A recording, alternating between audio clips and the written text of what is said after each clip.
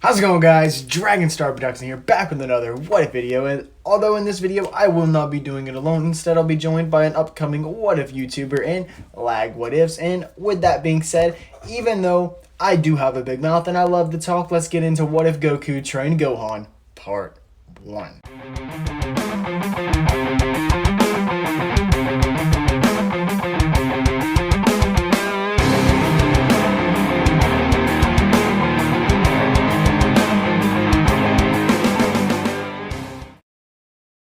Okay, so this what if is actually rather simple to make happen.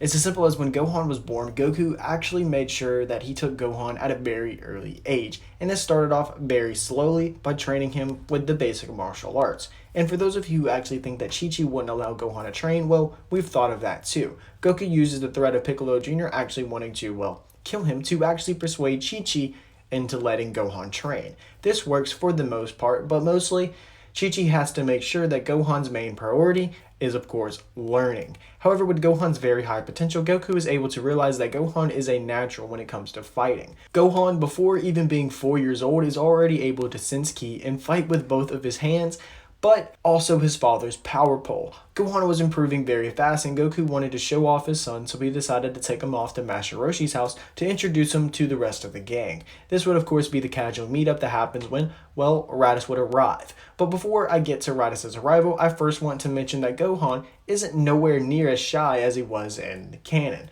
Gohan is more open to meeting everybody, and is actually super excited when he hears how strong Krillin and Master Roshi and all the others were. In fact, Goku was about to set up a sparring match between Gohan and Krillin just so Gohan could test his power against somebody else besides himself.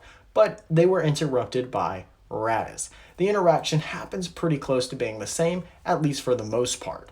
However, I'm going to say the things that change is that when Raditz attempts to take Gohan, Gohan is actually able to fight back. Although Gohan isn't able to do very much against Raditz, he is able to use his power pole, nailing Raditz right directly in the middle of his chest as he then reflects himself back down to the island. And this of course obviously pisses Raditz off, but Gohan stood beside his father waiting for the fight with another enemy circled up. This one of course being Piccolo Jr. Both Goku and Gohan were both worried because they knew that they weren't going to win because Raditz was already so much stronger than them. Gohan was even scared himself, with this being, well, his first real fight, but he wasn't going to back down, not here. However, Goku and Gohan surprised Piccolo was actually prepping to aid them in the fight against Raditz. Raditz, hearing this, only smirked, saying that it would take more than some weaklings to take him down.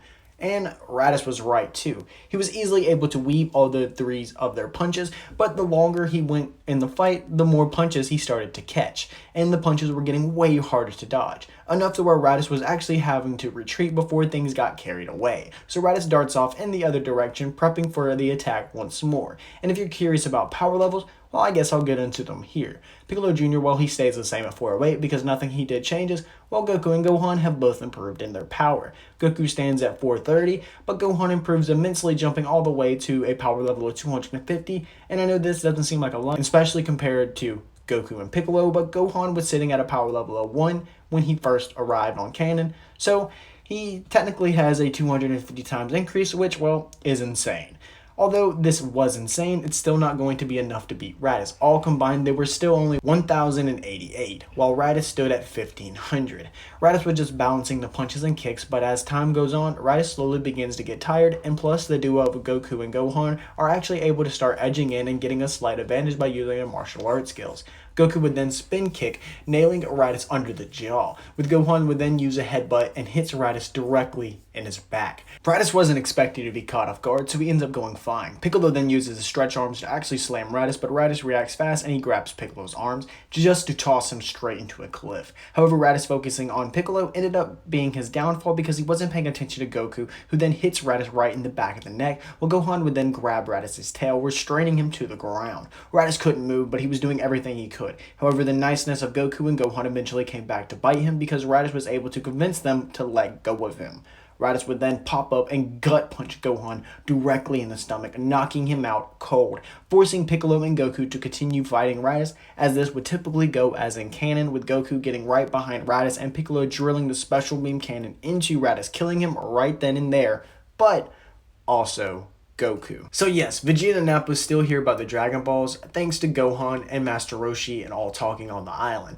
So Vegeta and Nappa plan on coming to Earth for that reason alone. However, the training for the others is going to be a bit different, and this is because Piccolo still wants to train Gohan, seeing that he has the most potential for the Saiyan threat, but Gohan would also not have to fend for himself in the wild because Gohan has already done that because he knows how thanks to Goku. So instead, Gohan trains with Piccolo for the first 6 months, and this of course goes over very well, as we all know, because Gohan is actually able to start building a relationship and a warm spot in Piccolo's heart. However, Gohan eventually, after 6 months, would venture up to the lookout to continue his training with Kami and the rest of the Z fighters. Gohan felt that it would be best thing for him to actually benefit in both training styles, that way he could learn the best of both, and I will say that this actually benefits Gohan immensely. In fact, this actually doubles his original power level heading into the fight with the Saiyans, so Gohan is now sitting at a whopping 2800, and as for everybody else, well, I'll just say they stay the same as canon when it comes to power. But I think that's enough training talk for now, so let's get into the Saiyans' arrival. Nobody was expecting the Saiyans to arrive when they did, well, because it was early. However, the Dragon Team did feel more ready than ever. They all would end up in a wasteland as they awaited Vegeta and Nappa to exit their pods, and when they did, Vegeta would immediately ask for the Dragon Balls, but when he got no response, he would then direct Nappa to plant the Cybermen. But Gohan doesn't even let Nappa plant one. Instead, as soon as Nappa throws them down to be planted, they get swallowed up by a Kamehameha. Nappa was shocked by the power of Gohan, so he made Gohan his first target, but states that the Namekian would be next, speaking of Piccolo. Nappa darts in at Gohan, catching him with a powerful clothesline, knocking him right back. Gohan could not compare to Nappa's power, and all the others knew this, so Piccolo would jump in to aid Gohan.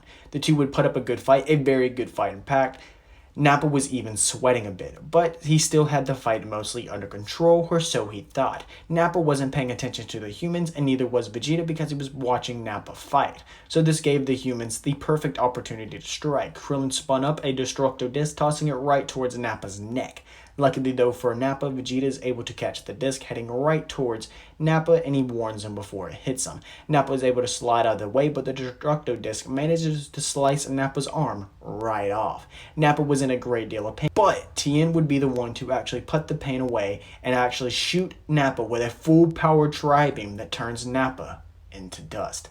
Vegeta was shocked, however he wasn't fazed. Vegeta instead seen this as the time to step in and fight because he didn't want a weakling on his side anyway, and he doesn't mind getting his hands dirty. And although the Z fighters had trained, they weren't on the level of Vegeta. None of them were. Vegeta outclassed all of them, and Goku was still on the way back to Earth from King Kai's. Gohan, though, stood tall, as Piccolo and Tien was right behind him. The three was ready to take on Vegeta to the best of their abilities, while Krillin awaited in the back, waiting to charge his Destructo Disc at any given point. However, one Z fighter had a trick up his sleeve. Within a flash, Vegeta felt something latch onto his back, and it actually exploded. Vegeta wasn't expecting this by no means, but he did actually take a little bit of damage, but it was right before the explosion all the group hears is, "Goodbye, Tien!" Chaozu had attempted to blow himself up, and Vegeta, but this does not work, at least for Vegeta. Chaozu sadly does pass because he was, well, too weak, but his efforts unleash a rage inside Tien. Tien, without any hesitation, would launch full speed at Vegeta. Vegeta, though, was still easily able to sidesweep Tien, tripping him up just to stomp on his back. Tien, though, didn't stay down. Tien got right back up just to be uppercutted by Vegeta. Tien was knocked out cold, but Vegeta wasn't satisfied with Tien just being knocked out. No, Vegeta wanted the Triclops dead. Vegeta started to charge up a Gala gun inside the palm of his hands when a red blast burst right next to him. This is actually Goku charged up in his Kaioken, and he nails Vegeta right in the back. Vegeta, in this time, was hurt. He was hurt extremely bad.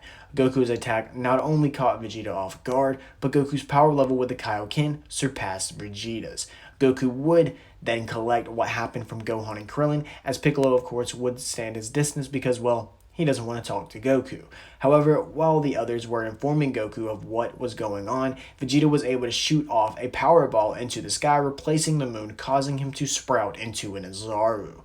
Goku and Gohan, though, immediately knew what to do and immediately knew what was going on, as they knew that his tail was the source. It was just a matter of time of getting to it. Great Ape Vegeta was damaged, but he still outmatched the group big time. However, Gohan remembers that Krillin has a technique that will work very well in this situation. However, Vegeta remembers it as well. Vegeta, with one fell swoop, he picks up Krillin and literally pops him like a bug. Krillin was dead. However, Gohan and Goku were both enraged. Goku would then fire himself into Kaioken times 5, pushing himself past his limits at this point, while Gohan's rage boost would be incredible. It surpassed 20,000, surpassing Vegeta's base power level. The two duo would then dart in at the ape, able to get in punches pretty well, I'd say, while Tien was from the sidelines, barely able to pick up his head, but he was able to get one finger in position to blast a Dodon Ray, slicing Vegeta's tail right off. This would then have Goku and Gohan, who quickly outclassed the Prince. Vegeta wasn't able to do very much, as the duo was quickly able to break down Vegeta. Goku would then nail Vegeta in the stomach, as Gohan would come and knee Vegeta right in the back. The two were able to work very well together. Vegeta wanted to escape, but Gohan wasn't about to let this happen. Gohan would charge up a Kamehameha inside his hands, but before he could shoot it off, Goku would be the one to stop him, saying that he would love to fight Vegeta again someday, and tell Gohan that he could too, especially with training, and especially after he teaches him the Kaioken. And with that being said, Piccolo would then mumble under his breath, "Looks like I wasn't needed. But what about your friends?" Luckily though for Tien, Gohan, and Goku's aide, Yajirobe, who comes in at the time that he normally would, just they got done with Vegeta a bit faster, comes in with some Sensu beams. But Tien would then ask if possibly Piccolo's homeworld has Dragon Balls, since they have to revive Krillin and Chatsu. But that story is for Lagg in part 2, link above and in the description. And if I'm not wrong, it should be at the end screen as well. So check it out, guys. This has been What If Goku Trained Gohan Part 1. Dragon Star Productions is out after you subscribe to the channel. Hit that little bell icon. That way you can be alerted anytime I upload. And as well as like this video, comment down below. Tell me what you want to see in Part 2, even though Lagg's going to do it. And after you watch his channel, make sure you comment on his to make sure we know what we need to bring in Part 3. With that being said, deuces. Congratulations, champ. You made it to the end of the video. Now, if you hit that subscription button, that thumbs up button, and that bell icon, you won't catch a dynamite kick.